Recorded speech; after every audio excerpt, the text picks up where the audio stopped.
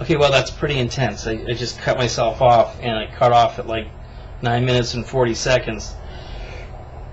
So if I would have kept going, I wouldn't have been able to post it.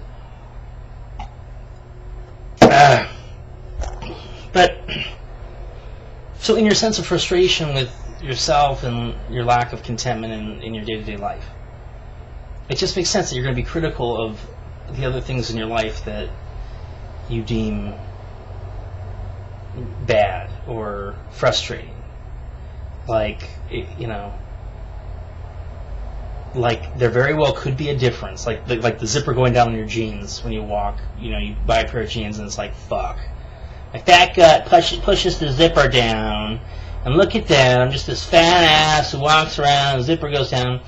Where you could turn that right around. I mean, if you were a mega millionaire, you know for a fact that it would be the last thing on your mind. You wouldn't even care. You'd be like, oh, my zipper's going down. I'll zip it up. I'll find a pair of pants that work better. I'll adjust my belt. It just wouldn't be a thing. It wouldn't be a big deal. But you feel that it's emblematic of your situation. Like, I'm just a lazy masturbator who gets up and can't get out of bed and doesn't know what to do with his life, and I'm just this grouch, and I don't know what to do, and I'm fat, and my fly goes down when I walk. And there's that feeling in you, and you recognize that, God, I mean, if you weren't attached to that feeling, everything would just be, substantially different. It would be there would be a positive aspect to your day-to-day life, and in terms of you looking on the bright side, you just feel better about things.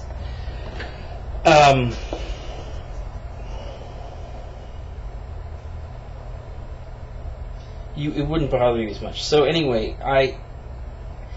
So it's interesting, like you got up today and you're like, you're tired and you're like, oh, I have to do the keys and my boss is going to come over and check the keys and I'm nervous about that. You called your bank and you found out that you have a lot more money than you expected to, and that was very good news and you're very happy about that. So we can go buy some air freshener and go for a long walk, and we've got to get out of here and do that because I'm getting restless. For future videos, I'd like to talk about this ongoing need to, search for other people's stories and what that's about. And I don't think it's all bad, because I know it's not. But, during the day when it happens and you're in the midst of not feeling so great about your situation, it's not the best place to be in, because it contributes to your sense of loss and feeling lost and feeling like you're disconnected, and you don't have, this society of film lovers, this network of film lovers that you desperately want. And you had a beautiful thought the other day. You thought, of all the things that have happened in life, if I could just meet 3 people who love cinema, and we make motion pictures on any level, that would be well worth it. That would be better than living a life where you were like, oh, it's all fucked and I might as well just stay in bed. And it's not even that you want to stay in bed. Lately, you postponed your physical to early November, but lately it's been like, oh God, I just feel like I can't get out of bed. And it doesn't seem to be your thyroid, because you're taking enough of that. Your insulin levels have been down.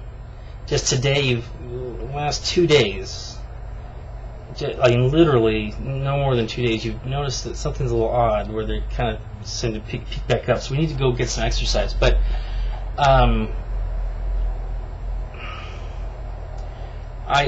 know that finding specific inspirations are the answer here. And I guess I'll continue to look back at my obsession last year, starting in May or June, right around that time, April, May, June. My obsession with psychedelics and Terence McKenna.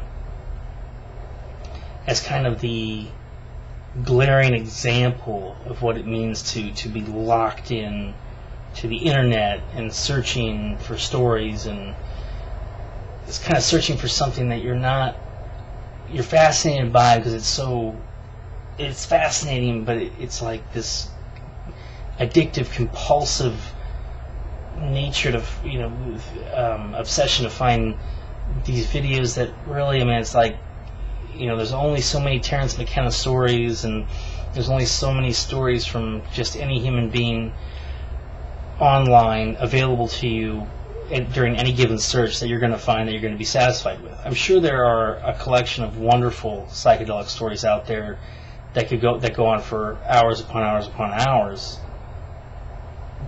but they're not organized in a way that is convenient for you to find them. So that's kind of what was frustrating about last year during that obsession. And it would be nice to find an obsession online that you could get locked into that involved, real interaction, because you want more of that, and that's a good thing. All right, peace out.